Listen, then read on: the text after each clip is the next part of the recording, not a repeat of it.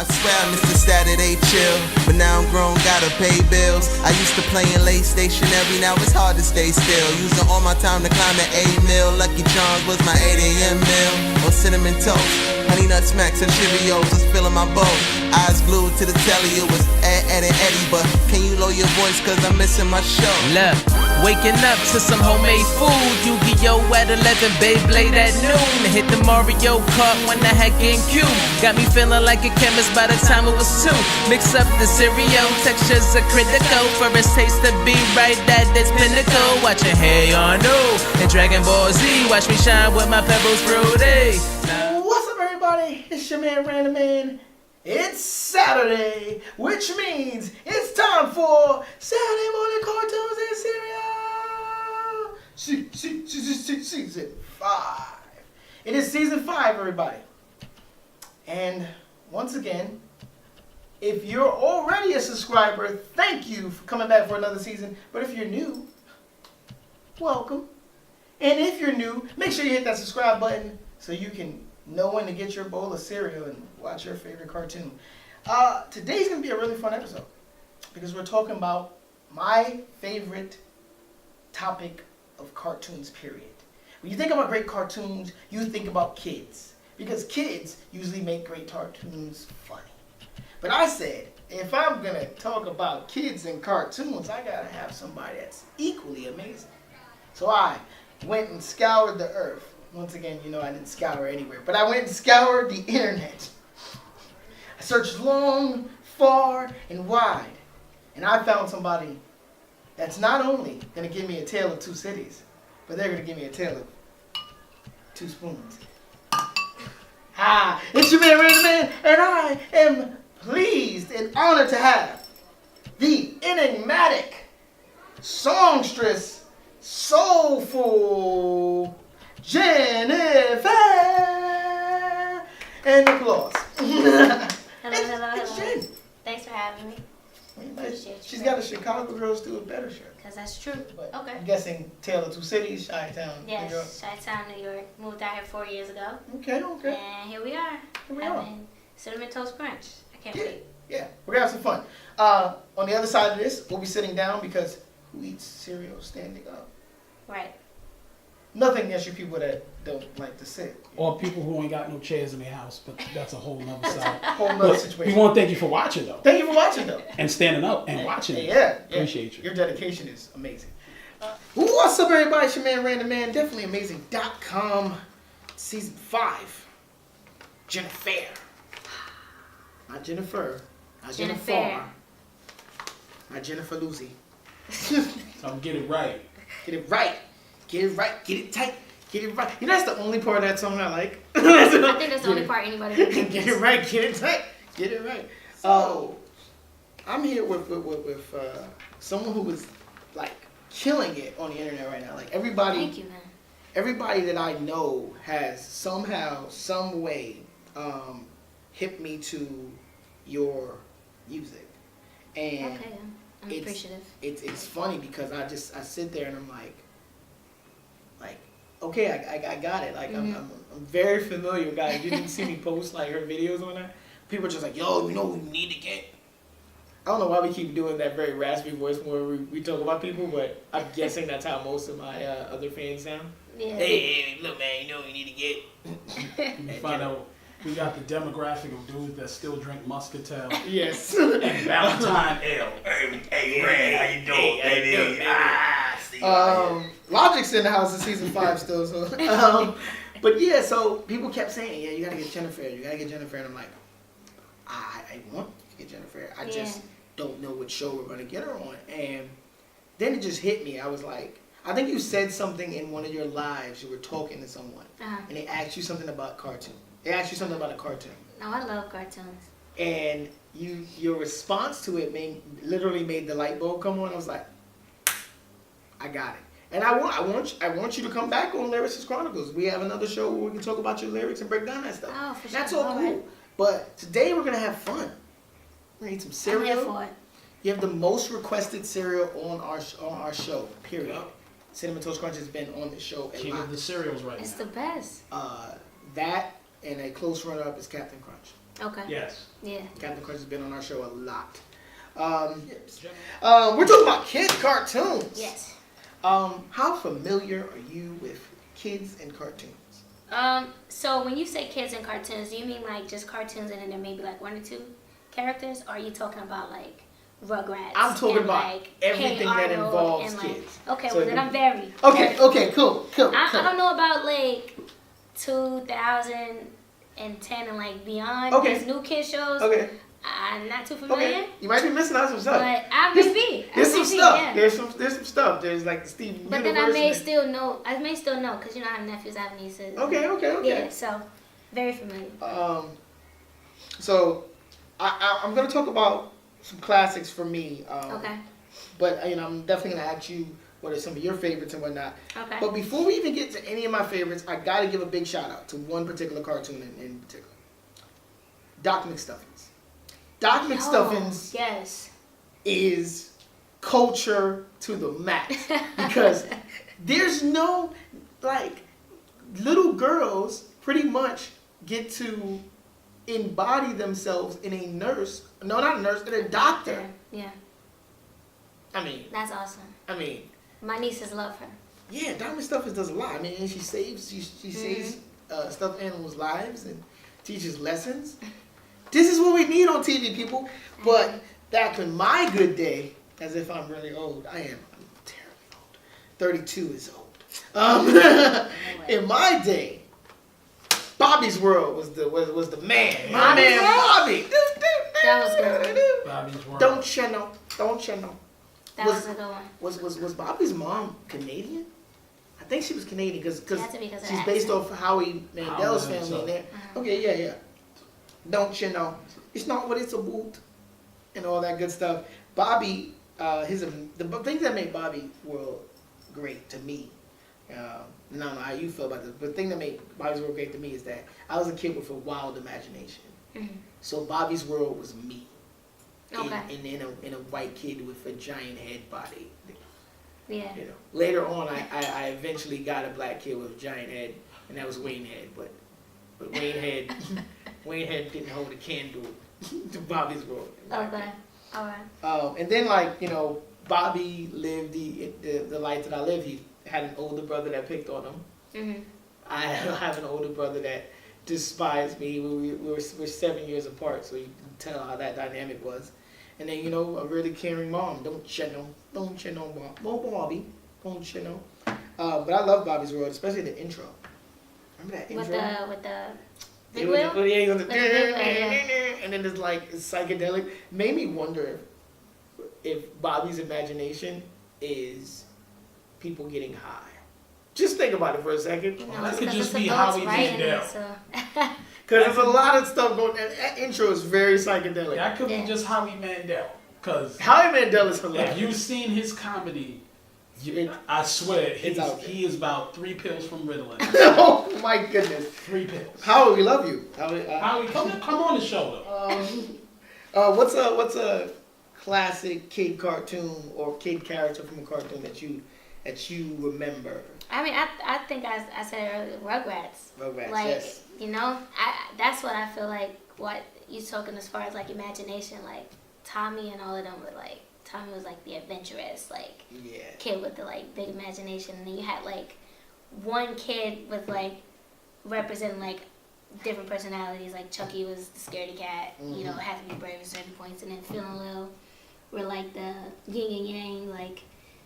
Can I curse on this show? Yeah, you you just don't know how these shows go. I'm yes, like, can I curse on this show? You Yeah, got like it the out. badass twins. The Angelica, badass who twins. was the torturer. And then you had what was her Susie. And then you had the black girl on the show. Yeah. You know what I mean? Susie, black. Who could kick Angelica's ass? Like Yes, that's the reason why I Yes. like Susie. That's the reason why I like Susie. I In wasn't fact, keeping my Corione vote. poison. I'm a big familiar person with Corione poison. You know what I loved about Rugrats? what about it?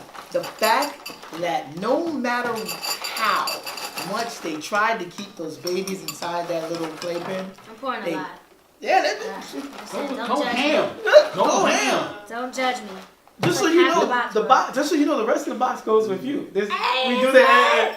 That's how we do. We give people the box. We didn't do that the first season though. First season, I know. We was on budget. So the box was with me. You know what? Since we talking about classic and rambunctious kids, I figured we talk about one set of kids that embodied rambunctious, but was a part of all of our growing up. Taught you something. This show taught you something. The Magic School Bus kids. I love the Magic School Bus. Oh my God, the Magic School Bus was great. AKA the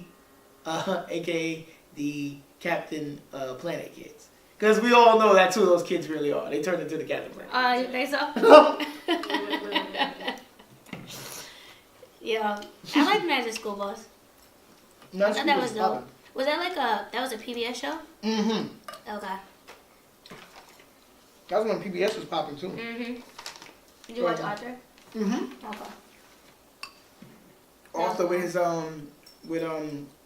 Damian Marley singing the intro. Every day when you walking down the street. That was a funny joke. Alvin and Chipmunks. This should be a part of your atmosphere. You seem like you would have been an Alvin. Maybe not though, because Alvin was just bad as hell. I was a good kid though, so I could relate to Alvin. I did love when they sang though. Mm-hmm. I loved all the little loved movies. when they sang. Especially the movie where they met Frankenstein. That was like hilarious. Yeah. Give it up to Theodore because he was the first husky brother that got with a BBW. Because his girl was a little chubby. Who was the other one? Simon. Simon, okay. Alvin, Simon, Theodore, do. First chipmunk with astigmatism. Yeah. I have to talk about my favorite segment from a cartoon ever. Tiny Toons. Can anyone guess what my favorite segment of Tiny Toons is? My favorite segment from Tiny Toons is Plucky go down the hole. Oh my God. My man Plucky was annoying. Had so many memories, y'all. My man Plucky was annoying. Oh my God. Remember when that guy really just wanted to use the elevator to go down and Plucky was like, no, I pressed the button. No, I pressed the button. Elevator go up. Elevator go down. Elevator go up. And I was like, okay, kid, I just really want to I got to get to work. And he's like, I'm just going to press the button. No, you don't press the button. I press the button. And you know what makes that joke so funny? Because I did that to someone in Brownsville. Wow. I was on the elevator. I wouldn't let him go.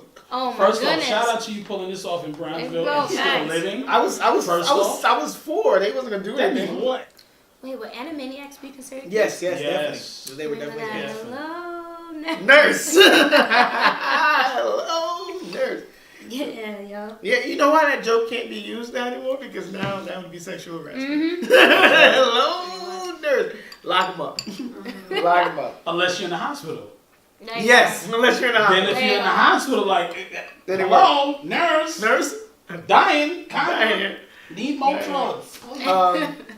And we all know that Yakko, everybody in here should know that Yakko taught them how to, sing the countries and everything. You didn't know nothing about the continent until Yakko. Yo, No, the fact- until he's saying that. Yeah. The That's fact so that true. he could make it rhyme. Because certain countries, you're like, wait, what? Because remember when he sung Europe? And some countries in Europe, number one, I can't pronounce. Like, what, Uzbekistan? I mean, it was like, Get that right. This dude here is amazing. Bars, son. Bars. My man Yakko had the bars. What we're gonna do right now, we're gonna eat some cereal. We're gonna go to break.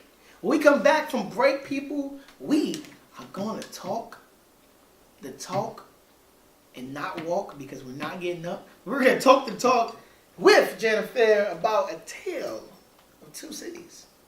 Cereal is dumb good. So I'm glad you're enjoying the cereal. See, this is the point of the show, people. To come on the show and eat cereal, people. Don't come on my show and don't eat cereal. It's not a prop for prop's sake. We're not wasting money, right? You see her eating cereal? Look at that. That's real cereal, people. Real cereal. This ain't I don't even know how prop cereal would work on this show. But anyway, I'm just man. What would it be? Fake? What is wrong with you people? I'm getting out of here. It's your man, Random Man. DefinitelyAmazing.com. And we are on Captain Force, the submarine commander. He can see everything from under the sea. But can he see why kids love Cinnamon Toast Crunch? It's got great waves. Dive into this, water boy. There's swirls of cinnamon sugar on every bite. An undiscovered part of this complete breakfast. I see. Right. Let's get to an interview, people. Oh yeah. So I was talking about this before we started filming. How much I like a lot of your songs, and Thanks, man. I couldn't really pick a favorite. And no, that wasn't a cop out. That was literally what it was. When people let me cop it, I'd be like, Did you really listen? man, I just like all your songs. They'd be like, hey, what's number 5? Number five was a great joint. You just see their eyes. So I can't even do that fake eye thing because of the cross eye. So I can't even look up in there. I can't be like, yo, number 5. It won't go. You got to mind of its own. How did you come up with the concept for pickup lines? Which literally probably will be my absolute favorite. How did I come up with the concept? I heard the beat first. Okay. And then there's the falsetto part playing in the beat. So I think it just came to me when I was writing to it. I didn't sit down. I was like, yo, I really want to write a song about this. But I just started writing the first verse, and then line after line, and then I just got to the hook, and then that's just how it came out. I didn't sit down man, I really want to write a song about not being able to pick somebody up. What would I say? It really just came from just freestyle writing. I love that track. Thanks, bro. Because, especially from that first opening line, because you're like, pardon my interjection. That just sets up the song so well. And so yeah, Tale of Two Cities is the album. Yes. It is dope. Thanks, man. You have a ton of great songs on there. The two of my favorites. Okay. You get a little bit of this milk. Because the cinnamon on the Cinnamon Toast Crunch was trying to kill me. I don't know how people did that cinnamon challenge. Cinnamon Toast Crunch is trying to get me right now. It's these little crazy squares. Running in Sativa. Okay. Now, I don't smoke. Mm-hmm. I mean, I act like it. but I love Sativa, but I really love running. Thank you. And are you currently doing a visual for running? I did a visual for Running Interlude, which is on my YouTube channel. Cool. Mm-hmm. Dope. How did those songs come about, and what would be your way of getting people interested in listening to those songs in particular? Okay, so Running, I actually wrote probably back in 2011. Okay. 2012. It was a part of a mixtape that I released. Shout out to my producer. His name is Drum Mage. That's who produced majority of A Tale of Two Cities. But we did Running 6 or 7 years ago. And I just remember I was talking to this girl. She was a little older than me. She didn't really take me seriously. And, she was super established, had everything figured out. And I was just this young girl, oh, I just want to be a singer one day type thing. And so I really liked her. But I think she was kind of scared to take a chance on me. So I just remember she ended up going back to her ex, which is fine. I was bitter back then, but I'm not anymore. Because I understand, you know what I mean? I was young. So I just remember being upset, she really doesn't want to talk to me. So Drum had the beat, and I just wrote about the scenario. So it's wow, how does the hook go? I'll catch you if I can, but you gotta stop running. Mm-hmm. She just kept dodging me and just, I don't know, that's just how I was feeling at the time. So that's how that song came about. But Sativa is actually different because I had a jam session in my house, and one of my neighbors came downstairs and he was like, yo, I really love what y'all are doing. It was me and Drum. and you know we're all smoking or whatever, like chilling, and he was telling me about the situation that he had with this girl, and he's like, man, this girl's really doing me wrong. Like, you know, he's heartbroken. She's using him. He really loves her. She don't really love him like that. Right. He was like, can you write something about it? Whoa. And I was like, all right, you know, fuck it, let's do it. So Drum had the beat. He put the beat on, and we were all smoking, and they just like that line, like, I've been smoking for a whole week. It's kind of weak when you think about it. I mean, we've been through a lot, and I can never really focus anymore, so I just smoke so I don't think about it.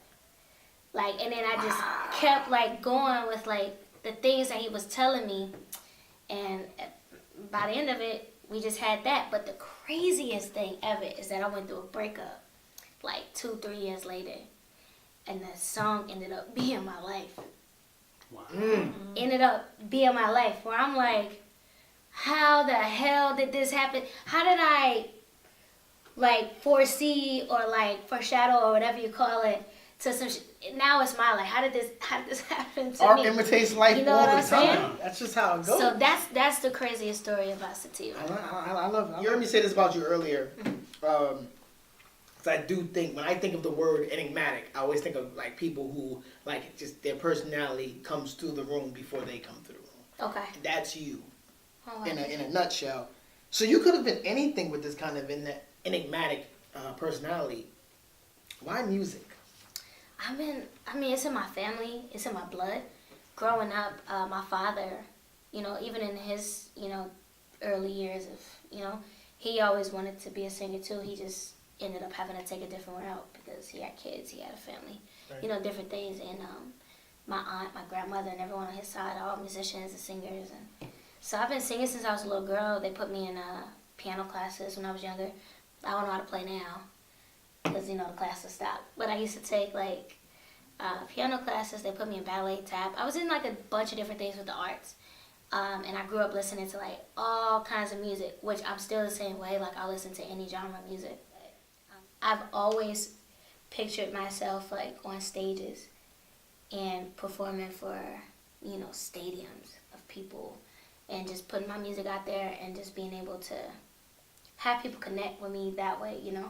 But there's a thrill and a joy I get out of being a performer, and also being a songwriter. The fact that you can, like, listen to my songs and be like, yo, how'd you get that? Or, like, someone can listen to it and be like, yo, that's my life.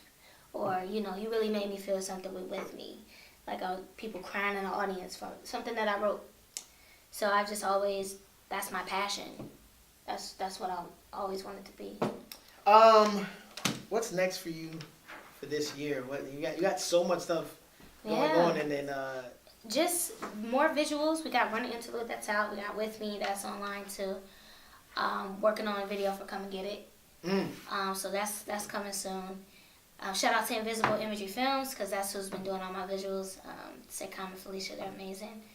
And just a couple more shows. I got a few things planned, a couple trips outside of New York coming up in October, a couple shows in Chicago, finally. But yeah. The hometown shows are gonna be. And then if I don't do something in Chicago soon, somebody gonna come up here and get me. Hey, shoot. And maybe go do something. So I wouldn't blame them. I love the fact that you are so about your community. You're so about the music. I appreciate you coming on the show. We got to get you back for Lyricist Chronicles so we can break down some lyrics and talk a little more about lyrics. We did a little bit of Lyricist Chronicles today because I really wanted to talk about your lyrics. So I kind of like cheated a little bit, but it's all good. But definitely, I'm glad you. Thank you for having me. Like, you know, Serial was dope. It was good vibes. Everything, cartoons, you can't beat that. We try to be hospitable. It's your man, Random Man. DefinitelyAmazing.com. This is episode 1 of season 5. We did season 5, people. This was a tale of 2 serials with Jennifair. Thanks for having me. Jennifer, thank you so much. Thanks, bro. Appreciate it. We out. Woo! To the telly, it was Eddie, but can you lower your voice cause I'm missing my show? Look, waking up to some homemade food, Mario at 11, Beyblade at noon. Hit the Mario Kart when I had GameCube. Got me feeling like a chemist by the time it was 2. Mix up the cereal, textures are critical. For its taste to be right at its pinnacle. Watching Hey Arnold and Dragon Ball Z. Watch me shine with my pebbles fruity.